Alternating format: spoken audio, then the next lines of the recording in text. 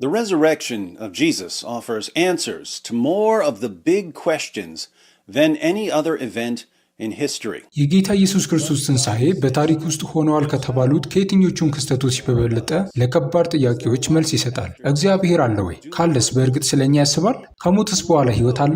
ተአምራት የሚባልስ ነገር አለ? እውነት የሆነውን ማወቅ እንችላለን? ሕይወት ትርጉም አለው? እንዴትስ እንኑር? ለእነዚህ ሁሉ ጥያቄዎች መልስ ያገኘነው በኢየሱስ መቃብር ስፍራ ተገኝተው ለነበሩት ሴቶች መልአክ ተገልጦ ሰላምታ በሰጣቸውና አትፍሩ፣ የተሰቀለውን ኢየሱስን እንደምትሹ አውቃለሁና እንደተናገረ ተነስቷልና በዚህ የለም ባላቸው ቅጽበት ነበር። With so many different worldviews competing for attention here in the 21st century, ትኩረት ለማግኘት የሚፎካከሩ የተለያዩ የዓለም አተያዮች ባሉበት በዚህ በ21ኛው ክፍለ ዘመን የክርስትናን ማዕከል ምንነት ለማስረዳት ሲባል ከእግዚአብሔር ዘንድ ማህተም የተመታላቸውና እርግጥ የሆኑ ተአምራትን መፈለግ ማለት ለእኔ ልክ ከመሃሉ ገጽ የጎደለው አቅጣጫ ጠቋሚ ካርታን ይዘው የተሰወረ ሀብትን ለማግኘት የሚባዝኑ ብዙ ሰዎችን እንደማየት ነው። ታዲያ ይህ የጠፋው ገጽ መስቀሉን የሚወክል ነው። ከምንም በላይ የሚያስገርመኝ ጉዳይ ቢኖር ኤቲስቶች ወይም አምላክ የለሽ አማኞች በክርስትና ውስጥ ስላለው መልእክት ሲናገሩ ክርስትና ማለት በጭፍኑ ሃይማኖታችንን ተከተሉ የሚል መልእክት ያለው ነው ማለታቸው ነው። ይልቁንስ እኔ ከማውቀው ከማንኛውም የዓለም አተያይ በላይ ክርስትና ይህ እውነት መሆኑን በዚህ ታውቃላችሁ እያለ ሲናገር ነው። በመጽሐፍ ቅዱስ በሐዋርያት ሥራ ላይ ሐዋርያው ጳውሎስ ለአቴና ሰዎች እንዲህ ብሏል፣ ቀን ቀጥሯልና በዚያም ቀን ባዘጋጀው ሰው እጅ በዓለሙ ላይ በጽድቅ ሊፈርድ አለው። ስለዚህም እርሱን ከሙታን በማስነሳቱ ሁሉን አረጋግጧል።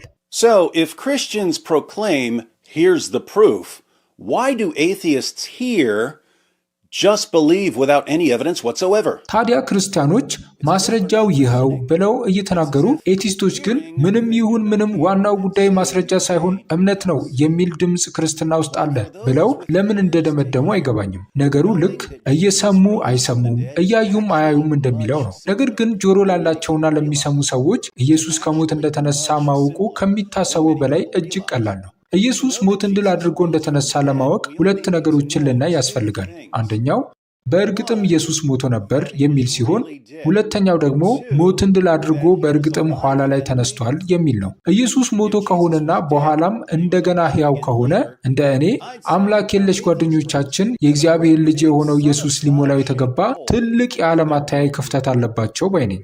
በእርግጥ ኢየሱስ ሞቶ ነበር? ኮማ ውስጥ ገብቶ ራስን ስላለማወቅ እያወራው አይደለም። ይልቁንም ግልጽ የሆነው ጥያቄ በእርግጥ ኢየሱስ ሞቶ ነበር ወይ የሚል ነው። አዎ ኢየሱስ ሞቶ ነበር። ዛሬ ላይ ስለ ክርስትና ለማወቅ የማህበራዊ ድረገጾችን ፊተኛ አማራጭ ያደረገው አዲሱ የኤቲስት ወይም አምላክ የለሽ ትውልድ ኢየሱስን በተመለከተ ማስረጃ የሚሆኑ ታሪካዊ እውነታዎች እንዳሉ ሲያውቅ ሊደነግጥ ይችላል። ኢየሱስን በአፈ ታሪክ ከሚታወቀው ሄርኩለስ ከተባለው ሰው ጋር አንድ አድርገው ያስቡታል። የኢየሱስን ታሪክ ከስማ በለው ያላለፈ ታሪክ እንደሆነ በቁጣ ይናገራሉ። ምንም እውቀት የሌላቸው ሰዎች ምሁራን ባሉበት ዓለም ውስጥ የኢንተርኔት ዓለሙን መቆጣጠራቸውና ተቀባይነት ማግኘታቸው አንዱ የኢንተርኔት ዘመን አሳዛኝ ክስተት ነው። ሊቃውንት ኢየሱስን ያሳደዱትንና ለመስቀል ሞት ያበቁትን ተቃዋሚዎች በዘር ጭፍጨፋ ወንጀል ውስጥ ከነበሩት ሰዎች እኩል ሲፈርጇቸው እንመለከታለን። በተቃራኒው ደግሞ ከተለያዩ ድረገጾች በሰሙት መረጃ አእምሯቸውን የሞሉ አምላክ የለሽ አማኞች ላናግራቸው ጠጋ ስል ኢየሱስ የሚባል የለም ብለው በአጭሩ ንግግራችንን ይቀጩታል። በእውነት ኢየሱስ የለም? እንግዲያውስ በዚህ ጉዳይ ላይ ምን አይነት መጽሐፍትን አንብባችኋል? መልሳቸው የሚሆነው ምንም ነው። በቃ አንድ ሁለት የሚሆኑ የዩቲዩብ ቪዲዮዎችን ተመለከትኩኝ። ከዛም በዓለማችን ላይ አሉ ከሚባሉ እንቁ ምሁራን በላይ ብዙ ነገርን አወቅኩ። በሌላ መልኩ ስለ ኢየሱስ ታሪክ የሚያጠኑ ምሁራን ወሳኝ ለሆኑ ታሪካዊ ክስተቶች እውቅና ይሰጣሉ። ለምሳሌ ኢየሱስ በመጥምቁ ዮሐንስ እንደተጠመቀ፣ ደቀ መዛሙርት እንደነበሩት፣ ተአምር ሰሪ በመባል ይታወቅ እንደነበር፣ ለእግዚአብሔር መንግስት መምጣት ወሳኝ ሚና እንደተጫወተ ራሱ ኢየሱስ ማመኑንና በመስቀል ተሰቅሎ መሞቱን ይናገራሉ። የኢየሱስን ሞት በተመለከተ ምሁራን የጋራ መግባባት እንዲኖራቸው ያስቻሉ የተለያዩ ጥንታዊ ምንጮች አሉ። የኢየሱስን ሞት የሚዘግቡና የስቅላት ሂደት ምን እንደሆነ የሚያውቁ የክርስትና፣ የአይሁድና የሮማውያን ምንጮች አሉ። በዚህ ዘመን ያለን ብዙዎቻችን ስቅለትን ስናስብ አንድን ሰው በመስቀል ላይ በሚስማር መቸንከር ብቻ እንደሆነ እናስባለን። የሮማውያኑ ስቅለት ግን እኛ ከምናስበው በላይ የከፋና 3 ደረጃዎች ያሉት ነበር። የመጀመሪያው ደረጃ ግርፋት ሲሆን ይህም ግማሽ ሞት ተብሎ ይጠራ ነበር። ምክንያቱ ደግሞ እየተገረፈ ያለው ሰው ቅጣቱን ሲጨርስ ወደ ሞት እጅግ ስለሚቃረብ ነው። ሮማውያኑ የሚጠቀሙበት መግረፊያ ጅራፍ ከቆዳ የተሰራና ጫፉ ላይ የአጥንት ወይም የብረት ስብርባሪዎች ያሉት ነው። ይህ ጅራፍ የሚገረፉ ሰዎችን ስጋ ቦጭቆ እንዲያነሳ ታስቦ የተሰራ ነው። የደም ስሮቻቸው ወይም አጥንቶቻቸው እስኪታይ ድረስ እንዲሁም አንጀታቸው እስኪዘረገፍ ድረስ የተገረፉ ሰዎችን ታሪክ እናውቃለን። የሚገርመው ደግሞ ይህ ስቃይ የስቅላቱ ሂደት የመጀመሪያው ክፍል መሆኑ ነው። ሁለተኛው ደረጃ ደግሞ ያንኑ ሰው መስቀሉ ላይ በሚስማር መቸንከር ሲሆን ይህም ደሙ ሙሉ በሙሉ ከሰውነቱ ፈሶ እስኪያልቅ ድረስ የሚቀጥል ይሆናል። ልክ መተንፈስ ሲያቆም ያኔ ሮማውያኑ ስራቸውን ወደ ማጠናቀቁ እንደደረሱ ያውቃሉ። በሮማውያኑ ዘንድ ስቅለት እንዲህ በቀላል የሚታይ ጉዳይ አልነበረም። ሶስተኛው ደረጃ ደግሞ የተሰቀለው ሰው መሞቱን የሚያረጋግጡበት ሲሆን ይህም ራስ ቅሉን በማጋጨት አሊያም ልቡን በሰይፍ ወይም በጦር በመውጋት ሬሳው በእሳት እንዲቃጠል ካልሆነም ደግሞ በአውሬ እንዲበላ ማድረግ ነው። በምንም ተአምር ከሞት ሊታረፍ የሚቻልበት ሂደት አይደለም። ስለዚህ የኢየሱስ ሞት ክርስትና የተመሰረተበት አስተምህሮ ብቻ ሳይሆን ክርስቲያን ያልሆኑ ምሁራን ሳይቀሩ በደስታ የሚቀበሉት የታሪክ እውነታ ጭምር ነው። በአዲስ ኪዳን ላይ ጥናት ሲያደርጉ የነበሩ ጌርዱሉ ዴማን የተባሉ ኤቲስት ምሁር በአንድ ወቅት እንዲህ ብለዋል። በመስቀል ተሰቅሎ የሞተው ኢየሱስ ሞቱ ቅንጣት ታክል የሚያከራክር ጉዳይ አይደለም። የኢየሱስ ሴሚናር የተሰኘው የጥናት ቡድን ባልደረባ የሆኑት ጆን ዶሚኒክ ክሮስካን በጴንጤናዊው ጲላጦስ እጅ ስር የነበረው የኢየሱስን ስቅላት እውነተኝነት በተመለከተ አንዳች የሚያጠራጥር ጉዳይ የለም ብለዋል። ሌላው የኢየሱስ ሴሚናር አባል የነበሩት ማርከስ ቦርግ በታሪክ የምናውቀው የኢየሱስ ታልፎ የመሰጠትና የመገደል ጉዳይ እጅግ ትክክል የሆነ እውነታ ነው በማለት ተናግረዋል። አይሁዳዊው ምሁር ፒንቻስ ላፒድ የኢየሱስ በስቅላት መሞት በታሪክ የተረጋገጠ ነው ብለዋል። ወደ አይሁዲነት የተለወጠው ፓውላ ፍሬድሪክሰንም በኢየሱስ ሕይወት ውስጥ ብቸኛውና በጣም ጠንካራው እውነት የእሱ ሞት ነው። በፋሲካ በዓል ወቅት በሮም ለፖለቲካ አመፅ አራማጆች በተዘጋጀው የመስቀል ስቅላት በሮማዊው ጲላጦስ እንዲገደል ሆኗል በማለት ተናግሯል። ተወዳጅና ታዋቂ የክርስትና እምነት ገምጋሚ ወይም ተቺ ባርት ኤርማን በታሪክ ውስጥ እርግጥ ከሆኑ እውነታዎች መካከል ኢየሱስ እንዲሰቀል ያደረገው ሮማዊው የይሁዳ አስተዳዳሪ ጴንጤናዊው ጲላጦስ ነው ብለዋል። The real question then is whether Jesus was alive again later. How would we know if Jesus was alive at some point following his execution by the Romans? ቀጥሎ ያለው ጥያቄ ደግሞ በእውነት ኢየሱስ ከሞተ በኋላ ዳግም ሕያው ሆኗል ወይ የሚል ነው። ኢየሱስ በሮማውያን ከተገደለ በኋላ ከሞት ተነስቶ ዳግም በሕይወት ስለመኖሩ እንዴት እናውቃለን? ስለ በርካታ ጉዳዮች ታሪክን በማገላበጥ እንደምንማረው ሁሉ በዚህ ጉዳይ ላይ ልንተማመንባቸውና ልናምናቸው የሚገቡ ምስክሮችን ማግኘት አለብን። ሞትን ድል አድርጎ ስለተነሳው ኢየሱስ ምስክር አድርገን ልናቀርባቸው የምንችላቸው ሰዎች በእርግጥ አሉን? መልሱ አዎን ነው። በርካታ ምስክሮች አሉን። እንደ ዕድል ሆኖ እነዚህ ምስክሮች ስብከታቸውን የጀመሩት ወዲያውኑ ነበር። በዚያን ወቅት የሰበኳቸውን ስብከቶች ማጠቃለያ ማግኘት ችለናል። በቀላሉ ሊታወሱና ለሌሎችም ሊተላለፉ የሚችሉ ይፋዊ የእምነት መግለጫዎችንም አውጥተው ነበር። እንዲሁም በወንጌሎችና በሌሎች ጽሑፎች ውስጥ ለመካተት ብቁ የሆኑ ወጎችንና ልምምዶችን ልከዋል። መጀመሪያ ከነበሩት የክርስትና እምነት መሪዎች ቀጥለው የተተኩት አዳዲሶቹ ትውልዶች ማለትም እንደ ሮማዊው ቄሌሜንጦስና ፖሊካርፕ ብዙ ሐዋርያትን የሚያውቁ የነበሩ ሲሆን የሐዋርያትን መልእክት በተለይም የኢየሱስን ትንሣኤ መስበካቸውን ቀጥለው እንደነበር የሚያሳዩ ጽሑፎችና ጥቅሶች በእጃችን አሉ። ከምንም በላይ የጌታ ኢየሱስ ከሞት ስለመነሳቱ የዓይን እማኝ ሆኖ ሊመሰክርና ለጉዳዩ ጥሩ ምንጭ ሊሆን የቻለው በመጽሐፍ ቅዱስ ውስጥ በአንደኛ ቆሮንቶስ ምዕራፍ 15 ከቁጥር 3 እስከ 7 ላይ ተጽፎ የሚገኘው የጥንቷ ቤተ ክርስቲያን የሃይማኖት መግለጫ ነው። አንደኛ ቆሮንቶስ የተጻፈው በ55 ዓመተ ምህረት አካባቢ ሲሆን በደብዳቤው ላይ የሃይማኖት መግለጫውን ለቆሮንቶስ ቤተ ክርስቲያን እንዳስረከበ ጳውሎስ ተናግሯል። ይህም በ51 ዓመተ ምህረት አካባቢ ይሆናል። ነገር ግን ጳውሎስ የሃይማኖት መግለጫውን የተቀበለው ከዚያ ቀደም ብሎ ነበር። ይህም ሐዋርያትን ሊጎበኝ ወደ ኢየሩሳሌም በመጣ ጊዜ አሊያም ወደ ክርስትና በመጣበት ጊዜ እንደተቀበለ ይታመናል። መግለጫው የተደራጀው ኢየሱስ በተሰቀለ በጥቂት ዓመታት ውስጥ እንደሆነ ሊቃውንቱ ይናገራሉ።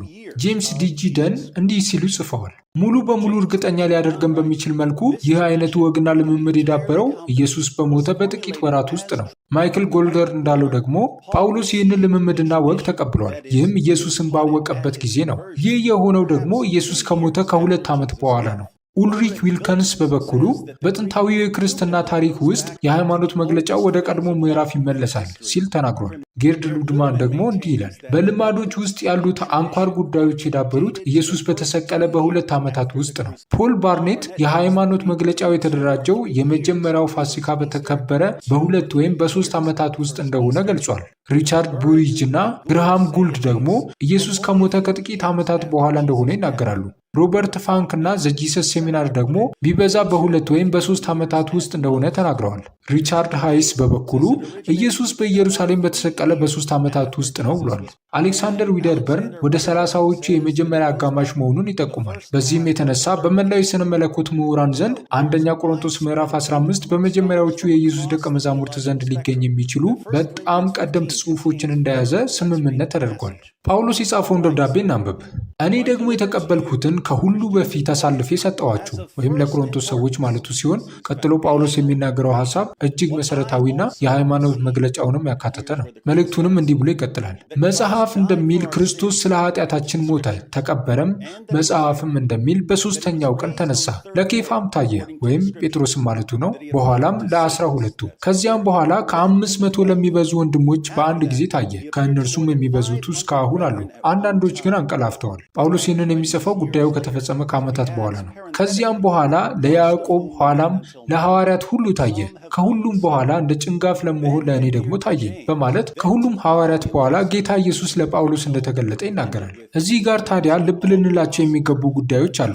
የኢየሱስን ስለ ኃጢአታችን መሞት፣ መቀበር፣ በሦስተኛውም ቀን መነሳትና ለብዙዎች ራሱን የመግለጥና የማሳየት ጉዳይ ነው። ይህን መሰል መልእክትና ልምምድ ልናገኝ የቻልነው በጥቂት ዓመታት ውስጥ ምናልባትም ኢየሱስ በተሰቀለበት ወራት ውስጥ ነው። ኢየሱስ ከሞት ከተነሳ በኋላ ራሱ ለሌሎች የማሳየቱን ጉዳይ በተመለከተ ለግለሰቦች ማለትም ለጴጥሮስ ወንድሙ ለሆኖ ለያዕቆብና ለጳውሎስ ተገልጧል። ይህ ብቻ ሳይሆን ትንሽ ቁጥር ከሚባለው ከ12 ሐዋርያት እስከ ብዙ ቁጥር ላላቸውና ከ500 ለሚበልጡ ሰዎች ተገልጧል። ኢየሱስ ራሱን ይገልጥ የነበረው ለወዳጆቹም ለጠላቶቹም ነበር። ጴጥሮስና ሌሎቹ ሐዋርያት ኢየሱስን በምድር ላይ በነበረበት የ3 ዓመታት አገልግሎት ይከተሉት የነበሩ ሲሆን በተቃራኒው ደግሞ ያዕቆብና ጳውሎስ ግን በዚያን ጊዜ የኢየሱስ ተከታዮች አልነበሩም። ይህም የኢየሱስ ወንድም የነበረው ያዕቆብ ኢየሱስ በገሊላና በይሁዳ እየሰበከ ሳለ ወንድሙ መሲህ እንደነበረ አላመነም ነበር። በተመሳሳይ ጳውሎስም ቤተ ክርስቲያንን በማሳደድ ላይ የተጠመደ ሰው ነበር። ይሁን እንጂ እነዚህ ሰዎች ኢየሱስ ከሞተ በኋላ እንደገና ሕያው መሆኑን የተመለከቱ ምስክሮች ሆነው ተቀምጠዋል። This passage eliminates 2 skeptical responses to Jesus' resurrection, the legend hypothesis and the hallucination hypothesis.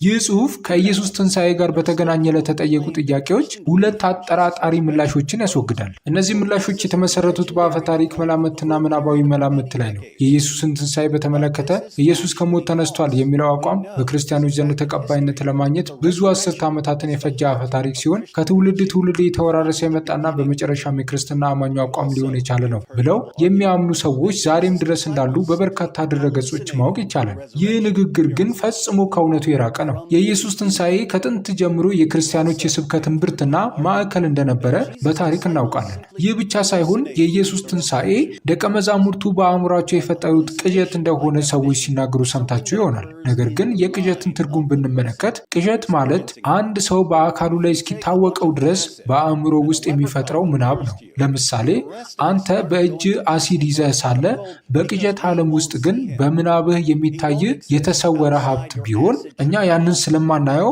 የከበረውን ሀብት አንጠይቅም። በአሲድ ከተወዛገበው አእምሮ ውጪ የሚገኝ ወይም የሚታይ ነገር አይደለም። ወደ ኢየሱስ ትንሣኤ ስንመጣ ኢየሱስ በተለያዩ ቦታዎችና አጋጣሚዎች ለተለያዩ ሰዎች ተገልጧል። ያዩት ሁሉ በአንድ ጊዜ ቃጅተዋል ብንል ሚዛን የማይደፋ ሀሳብ ሆኖ እናገኘዋለን። በዚህ ምክንያት የኢየሱስን ትንሣኤ ከአፈ ታሪክ ወይም ከቅዠት ጋር ልናያይዘው አንችልም። ደቀ መዛሙርቱን እንደ አታላይ ልናያቸው እንችላለን ወይስ ኢየሱስ ከሞት ከተነሳ በኋላ ሕያው ሆኖ ስለመገለጡ ያሹ ነገር አለ? ክርስቲያን ከመሆኔ በፊት እኔ የምጠይቃቸው ጥያቄዎች ነበሩ። ነገር ግን በማታለል መላምት ውስጥ ለሞት የሚያደርስ ነገር አለ። ውሸታሞች ምስኪንን ሰማዕት ያደርጋሉ። While some human beings are willing to die for what they believe in, I've never met anyone who was willing to die for something he made up. አንዳንድ ሰዎች ለሚያምኑበት ነገር ለመሞት ፈቃደኞች ቢሆኑም እርሱ ለፈጠረው ነገር ለመሞት ፈቃደኛ የሆነ ሰው አጋጥሞኝ አያውቅም። በሐዋርያት ሥራ ምዕራፍ 4 ላይ ጴጥሮስና ዮሐንስ ተይዘው ዛቻ ደርሶባቸው ነበር። በሐዋርያት ሥራ ምዕራፍ 5 ላይ ደግሞ ሐዋርያቱ ተደብድበው ወደ ወህኒ ተጥለው ነበር። በሐዋርያት ሥራ ምዕራፍ 12 ላይ የዮሐንስ ወንድም ያዕቆብ በሄሮድስ ተገደለና ጴጥሮስ እንደገና ታሰረ። ሐዋርያው ጳውሎስ እንደ ክርስቲያን ሕይወቱ ላይ ስለደረሰበት ነገር በሁለተኛ ቆሮንቶስ ምዕራፍ 11 ከቁጥር 24 እስከ 27 እንዲህ ሲል አስቀምጧል። አይሁድ አንድ ሲጎድል 40 ግርፋት 5 ጊዜ ገረፉኝ፣ 3 ጊዜ በበትር ተመታሁ፣ 1 ጊዜ በድንጋይ ተወገርሁ፣ መርከቤ 3 ጊዜ ተሰበረ፣ ሌሊትና ቀን በባህር ውስጥ ኖርሁ፣ ብዙ ጊዜ በመንገድ ሄድሁ፣ በወንዝ ፍርሃት፣ በወንበዴዎች ፍርሃት፣ በወገኔ በኩል ፍርሃት፣ በአሕዛብ በኩል ፍርሃት፣ በከተማ ፍርሃት፣ በምድረ በዳ ፍርሃት፣ በባህር ፍርሃት፣ በውሸተኞች ወንድሞች በኩል ፍርሃት ነበረብኝ። በድካምና በጥረት ብዙ ጊዜም እንቅልፍ በማጣት በራብና በጥም ብዙ ጊዜም በመጦም በብርድና በራቁትነት ነበርሁ። The Jewish historian Josephus reports that James, the brother of Jesus, was stoned to death as a lawbreaker. አይሁዳዊ የታሪክ ጸሐፊ ጆሴፈስ እንደዘገበው የኢየሱስ ወንድም የሆነው ያዕቆብ ሕጉን ተላልፏል በሚል በድንጋይ ተወግሮ ተገድሏል። የሮሜው ክሌመንት የጴጥሮስንና የጳውሎስን መከራና ሰማዕትነት ያስታውሱ ዘንድ አንባቢዎቹን ጋብዟል። ስለዚህ ሐዋርያቱ ይሰብኩበት የነበረበት ምክንያት ኢየሱስን እንደገና ሕያው ሆኖ ስላዩት ብቻ አልነበረም። ይልቁንም ለእስር፣ ለግርፋት አልፎ ተርፎም ስለ ስሙ ለመሞት ፈቃደኞች ነበሩ። ያ ማለት ደግሞ ስለሚናገሩት ነገር በእርግጥም ያምኑ ነበር ማለት ነው። ታዲያ ይህንን መደምደሚያ የሰጡት ክርስቲያኖች ብቻ አይደሉም። ክርስቲያን ያልሆኑ ሰዎችም ደቀ መዛሙርቱ ከሞት የተነሳውን ኢየሱስን እንዳዩ ከልባቸው ያምናሉ እያሉ ይናገራሉ። ጌርዱሉ ዴማን ጴጥሮስን ጨምሮ ሌሎቹ ደቀ መዛሙርት ኢየሱስን ከሞቱ በኋላ እንዳዩትና ከሞት በኋላ ያለው ኢየሱስ እንደተገለጠላቸው በታሪክ እርግጠኛ መሆን ይቻላል ሲል ተናግሯል። ባርት ኤርማን ደግሞ ከደቀ መዛሙርቱ አንዳንዶቹ ኢየሱስ ከሞተ ከጥቂት ጊዜ በኋላ እንደተገለጠላቸውና ሞትን አሸንፎ ስለመነሳቱ ያምኑ ዘንድ ይታያቸው እንደነበር መናገራቸውን በእርግጠኝነት ማውራት እንችላለን ብሏል። ባርት ኤርማን በድጋሚ አንዳንድ የኢየሱስ ተከታዮች ኢየሱስ ከተገደለ በኋላ ብዙም ሳይቆይ ከሞት መነሳቱን ማመናቸው ታሪካዊ እውነታ ነው በማለት አክሏል። ፓውላ ፍሬድሪክሰን በራሳቸው ምልከታ ያዩት ከሞት የተነሳውን ኢየሱስን እንደሆነ አውቃለሁ። በእርግጥ በቦታው ስላልነበርኩ ከሞት የተነሳው ኢየሱስን አይተውታል ብዬ መናገር አልችልም። ምን እንዳዩ ባላውቅም እንደ አንድ የታሪክ ምሁር ግን ያዩት አንድ ነገር እንዳለ ማወቅ ችያለሁ በማለት ተናግራለች። Fredrickson says that she doesn't know what they saw. But I do. I think it's obvious what they saw. ፍሬድሪክሰን ደቀ መዛሙርቱ ምን እንዳዩ እንደማታውቅ ተናግራለች። እኔ ግን አውቃለሁ። ያዩት ነገር ግልጽ ይመስለኛል። ደቀ መዛሙርቱ ግለሰቦችንና ቡድኖችን እንዲሁም ወዳጆችንና ጠላቶችን የሚያሳምኑበትን ነገር አይተዋል። ይህም ከሞት ተነስቶ ሕያው የሆነ ሰው በፊታቸው ቆሞ ለምን መሞት እንዳስፈለገውና መነሳት እንዳለበት ሲነግራቸው አይተዋል። ኢየሱስ ለደቀ መዛሙርቱ መገለጡ በቀጥታም ሆነ በተዘዋዋሪ እርሱ ሕያው ሆኖ ከሞት ተነስቷል ማለት እንደሆነ አምላክ የለም ብለው ለሚያምኑ የኤቲስት ጓደኞቻችን ማስረጃ ነው። አምላክ የለሽና አግኖስቲክ የሆኑ ሊቃውንት የኢየሱስን ትንሣኤ በተመለከተ ትክክለኛነቱን በታሪክ ምርመራቸው ውስጥ እርግጠኛ ሆነው ይናገራሉ። ይህም ለእኛ ጥሩ መደምደሚያ ነው። ይሁን እንጂ እነዚህ አምላክ የለሽና አግኖስቲክ ምሁራን ኢየሱስ ከሞት እንደተነሳ በግልጽ አያምኑ። የታሪክ ማስረጃዎችን ጠንቅቀው እያወቁ ትንሣኤውን የማይቀበሉት ለምንድን ነው? የኢየሱስን ትንሣኤ ለመካድ የተለያዩ ሰዎች የተለያዩ ምክንያቶችን ይሰጣሉ። ነገር ግን ትንሽ ጠለቅ ባለመልኩ ምርምር ብታደርጉ ሁለት ሰፋፊ ጉዳዮች ብቅ ይላሉ። የመጀመሪያው ጉዳይ ብዙ ሰዎች ስለ ናቹራሊዝም ወይም ተፈጥሯዊነት ጥብቅ የሆነ አቋም መያዛቸው ነው። Supernatural explanations are ruled out before the investigation begins. And if supernatural explanations are ruled out beforehand, Jesus' resurrection is never even a candidate for belief. So, is a commitment to naturalism a good reason to reject the resurrection? እዚህ ጋር ምርመራው ከመጀመሩ በፊት ስለ ልዕለ ተፈጥሮ የሚያብራሩ ጉዳዮች በሙሉ እንዲወገዱ ይደረጋል። ይህ ከሆነ በኋላ ደግሞ ስለ ኢየሱስ ትንሣኤ ለመናገር ፈጽሞ የማይታሰብ ይሆናል እና የዚህ የተፈጥሯዊነት ወይም ናቹራሊዝም ሀሳብ የኢየሱስን ትንሣኤ ላለመቀበል ጥሩ ምክንያት ይሆናል ማለት ነው። እንደ አልቪን ፕላንቲንጋ እና ሌሎች ሰዎች ሀሳብ በዓለም አተያይ ውስጥ ተፈጥሯዊነት በመሰረቱ እርስ በእርሱ የማይጣጣም ነው ይላሉ። ምክንያቱም ተፈጥሯዊነት አስተሳሰብን ለማረጋገጥ የሚረዱ የእውቀት ማዕከላትን ሚና ስለሚያሳንሱና አስተማማኝነታቸውን ጥያቄ ውስጥ ስለሚከቱ ነው። ተፈጥሯዊነት እውነት ከሆነ እምነታችሁን የሚያጠናክሩ የእውቀት ማዕከላትን እንዴት መጠበቅ ትችላላችሁ? ከተማችን ውስጥ አንድ ጨዋታ አለ። የተፈጥሮ ተመራማሪ ከሆንክ የማመዛዘን ችሎታ ማለት በዘፈቀደ የዘረመን ለውጥ ላይ የሚሰራ የተፈጥሮ ምርጫ ውጤት ነው። በእርግጥ ተፈጥሯዊ ምርጫ ፍጥረታት በህይወት እንዲኖሩና በቁጥር እንዲበዙ ይረዳል። ስለዚህ የሰው ልጅ የማመዛዘን ብቃቱ በተፈጥሮ የሚዳብር ከሆነ በህይወት እንዲቆይና በቁጥር እንዲበዛ ይረዳዋል ማለት ነው። Does this give us any basis for trusting our reasoning ability when it comes to questions of theology or philosophy or science? የሥነ መለኮት ፍልስፍና ወይም ሳይንሳዊ ጥያቄዎችን ለመመለስ በማመዛዘን ችሎታችን ላይ መተማመን እንችላለን?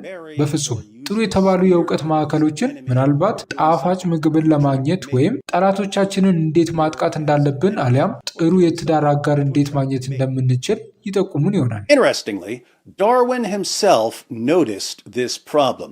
He said, በሚገርም ሁኔታ ዳርዊን ራሱ ይህንን ችግር በሚገባ አስተውሏል። እንዲህ ሲልም ተናግሯል። በእኔ ዘንድ ያለው ጥርጣሬ በዝግመተ ለውጥ አማካኝነት ከእንስሳት አእምሮ መጥቷል የሚባለው የሰው ልጅ አስተሳሰብ ዋጋ ያለውና እምነት የሚጣልበት መሆን አለመሆኑ ነው። በጦጣ አእምሮ ውስጥ እውቀት ቢኖር እንኳን በዚህ እውቀት ላይ የሚተማመንና የሚደገፍ ሰው ይኖር ይሆን?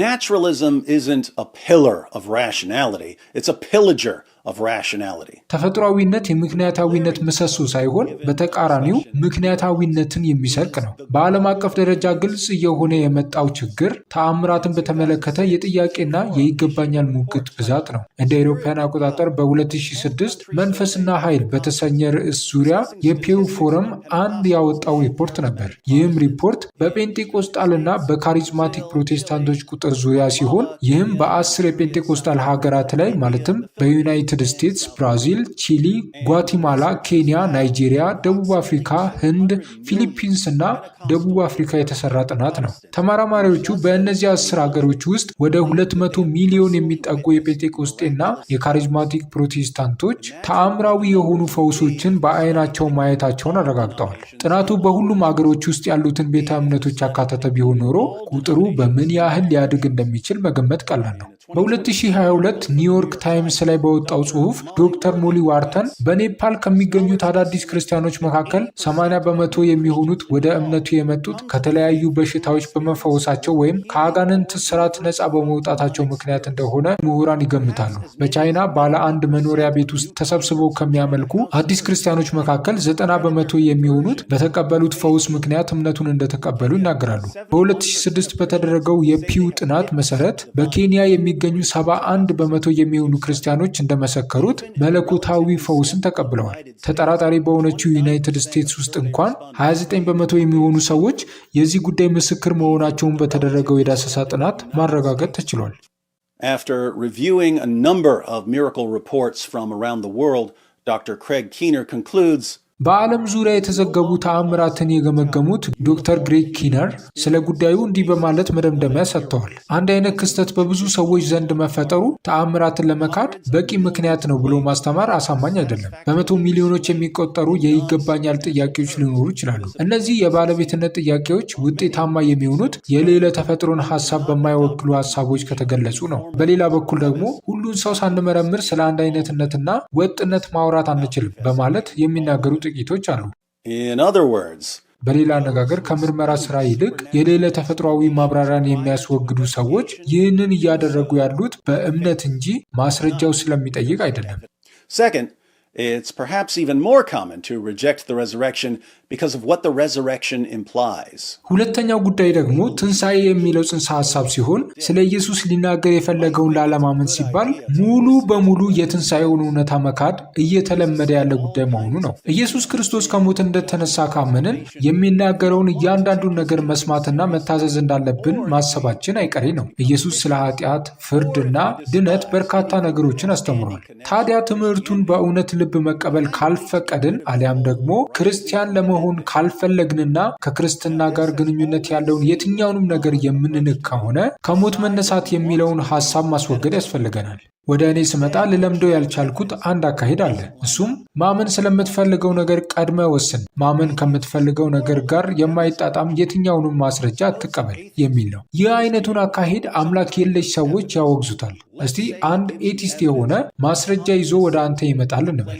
ሕይወት ያለው ነገር በሙሉ የመጣው ከአንድ የዘር ሐረግ ስለመሆኑ የሚያስረዳ ማስረጃ ይዞ ይመጣል። የአንተም ምላሽ እሺ እኔ አንድ የዘር ሐረግ እንጋራለን የሚለውን ሐሳብ አልወደውም፣ ምክንያቱም ደግሞ እኔ ከአሳማ ጋር ዝምድና እንዳለኝ እየነገርከኝ ስላለ ነው። ስለዚህ የምታቀርበውን የትኛውንም ማስረጃ ውድቅ አድርጌዋለሁ የሚል ይሆናል። ይህ አማኒውም አንተ በሳይንስና በማስረጃዎች የማታምን ምክንያታዊ ያልሆንክ ማሰብ የማትችልና ትምክህተኛ ሰው እንደሆንክ ይነግራል። በተቃራኒው ደግሞ ለዚህ ኤቲስት ኢየሱስ ከሞት ስለመነሳቱ የሚያወሩ ማስረጃዎችን ብታቀርብለት ከኢየሱስ ሞትና ትንሣኤ ታሪክ ጋር አብሮ ስለ ገነትና ሲኦል፣ ስለ ሳሌም ጠንቋዮች፣ በግብረ ሰዶማውያን ሰርግ ላይ ስለሚቆረሰው ኬክና ሌሎች ዝብርቅርቅ ጉዳዮች ጨፍልቆ ያነሳልሃል። ስሜቱ በእጅጉ የተዘበራረቀ ይሆናል። ስለ ክርስትና ከሚያወሩ ይልቅ ስለ ኢየሱስ ታሪካዊ እውነት ለማውራት የሚመርጡትን አምላክ የለሽ ጓደኞቻችንን ልናስቆም አንችልም። ነገር ግን የሳይንስና የአመክንዮ ባለቤቶች ነን በማለት ስሜታዊነታቸው ሙሉ በሙሉ ምክንያታዊነታቸው ላይ ሲነግስ እንደማየት የሚያሳዝን ነገር እንደሌለ ልናሳያቸው እንችላለን። በእርግጥ ከዚህ ውይይት ጋር ተያያዥነት ያለው ማስረጃ እንዲሁም ሊታሰብባቸው የሚገቡ ተጨማሪ ርዕሰ ጉዳዮች አሉ። ቢሆንም ኢየሱስ ከሞት ተነስቷል ብለን ለመደምደም የሚያስችሉ በቂ ማስረጃዎች አሉን። ያሉት ማስረጃዎች በሙሉ ኢየሱስ በመስቀል ሞት እንደሞተና በኋላም እንደገና ሕያው እንደሆነ ይናገራሉ። የኢየሱስ ወዳጆችም ሆነ ጠላቶች የነበሩ ኢየሱስ በትንሣኤው አካል ራሱን ከገለጠላቸው በኋላ ወንጌልን ሊሰብኩ ዘንድ ስቃይንና ሞትን ለመታገዝ ፈቃደኛ መሆናቸውን ሙሉ በሙሉ እርግጠኞች ነበሩ። ለእኛ የቀረልን ጥያቄ ይህ ነው። እነዚህ ሁሉ ሰዎች ኢየሱስ በእርግጥ እንደተገለጠላቸው ያሳመናቸው ነገር ምንድን ነው? ይህ ጥያቄ ለ3 አስርተ ዓመታት የታገልኩበት ጥያቄ ነበር። እናም ትንሣኤውን በተመለከተ ከታሪክ ማስረጃዎች ውጪ ሌላ ማብራሪያ ሊሰጥልኝ የሚችል ነገር እንዳለ ማሰብ አልቻልኩም። በዚያን ወቅት ተፈጥሯዊነት ወይም ናቹራሊዝም ቀውስ ውስጥ ያለ ንድፈ ሐሳብ መሆኑን አስቀድሜ አውቄ ነበር። በዚህም ምክንያት የማልወዳቸውን እውነታዎች ውድቅ ለማድረግ በስሜቴ ብዙም አልተማመንኩም ነበር። በመጨረሻም የናዝሬቱ ኢየሱስ ከሞት ተነስቷል ብዬ ደመደምኩ። እናም ማንም ሰው ስለ እግዚአብሔር ሊያወራኝ ሲፈልግ መስማት እፈልግ የነበረው ስለ ኢየሱስ ነበር። In the end, I concluded that Jesus of Nazareth rose from the dead, and that if I was going to listen to anyone tell me about God, it was him.